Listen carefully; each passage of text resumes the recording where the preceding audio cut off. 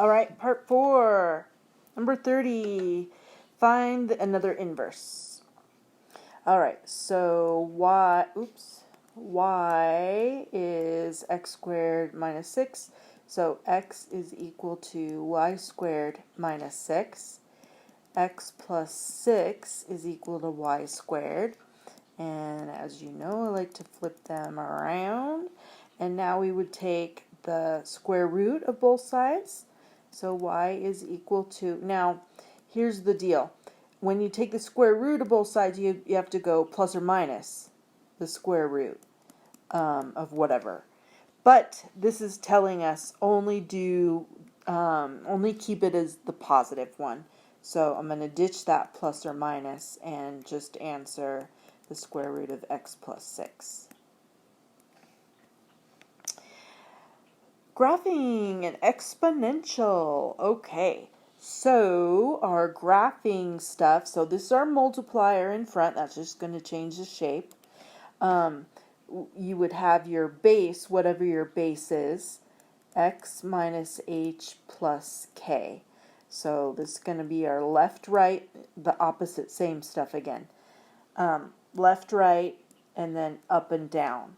So this, the parent for this would be 4 to the x.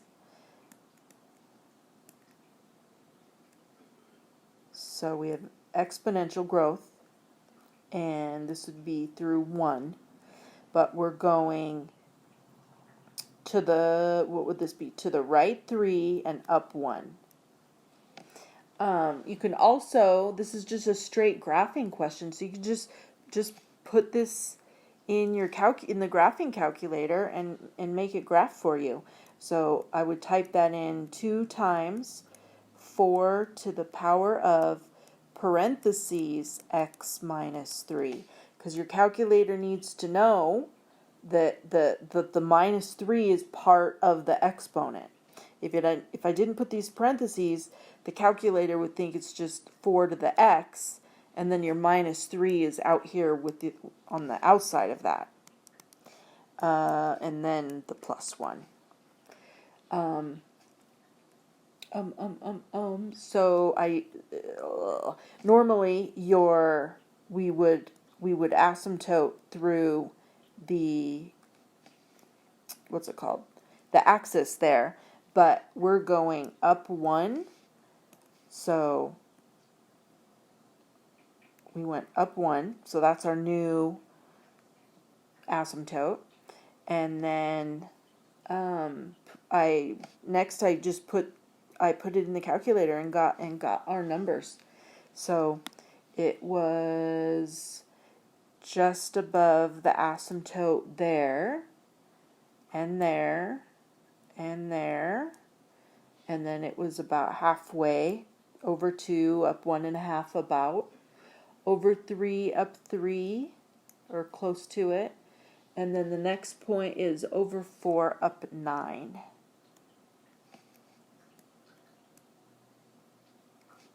My goodness. There we go. Graph the function. That's it. 32. All right. Our base on this one is a fraction. So this one is going to be exponential decay. We're over to the right 5, and we're up 2.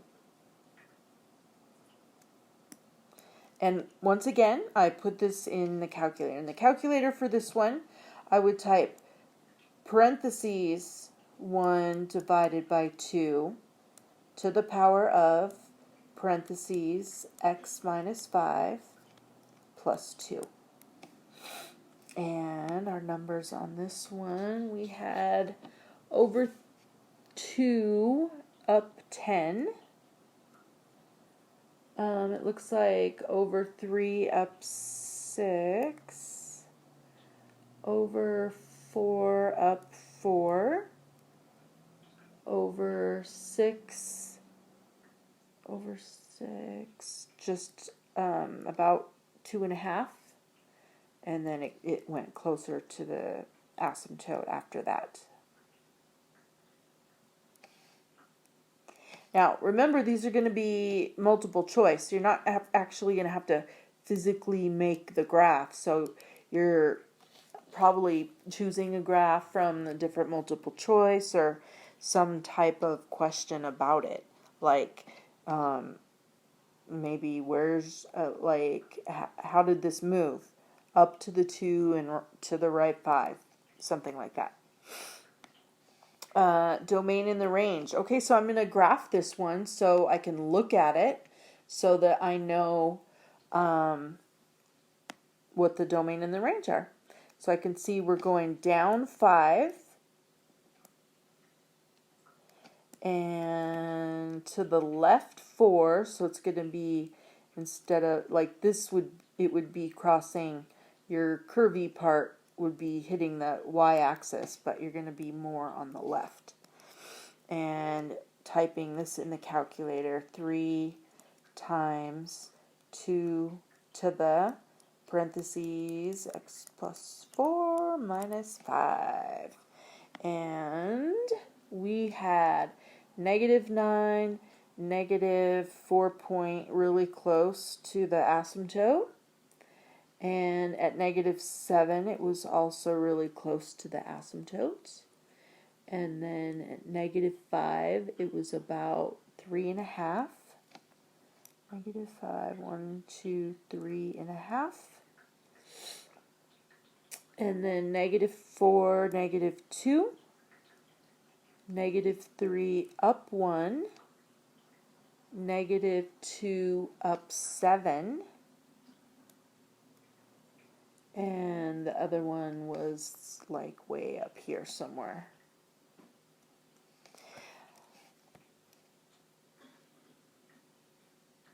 There we go. Okay, so the domain and the range. Domain left to right.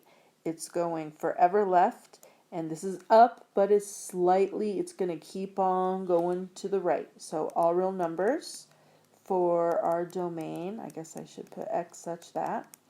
X is all real numbers, and our range is bottom to top. This graph doesn't go down forever. It asymptotes towards -5, and then it stays above -5. So that would be y such that y is greater than or equal to -5.